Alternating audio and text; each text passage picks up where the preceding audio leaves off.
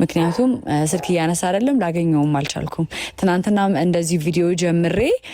መጥቼ ነበረ ሰፈሩ ግን ቁጭ ብዬ ነው ሄድኩት የለም ተባለ ቤት ውስጥ እና አሁን ደግሞ ቪዲዮ የጀመርኩት አገኘዋለሁ ብዬ አስቤ ነው ማለት ደወልኩለት አያነሳም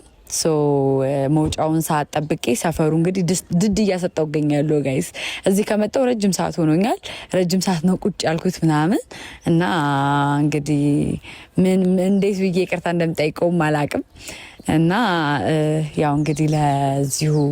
ለዚሁ ለቪዲዮ በማሰብ ነው እንግዲህ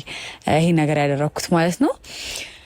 እና ቤተሰቦች አሁን እንግዲህ መውጫው ሰዓት ነው ብዬ አስባለሁ እና ከወንድሙ ጋር እያወራን ነበረ ከወንድሙ ጋር እየተደዋወለን ነበረ ያው አብርሽን ታውቁታላችሁ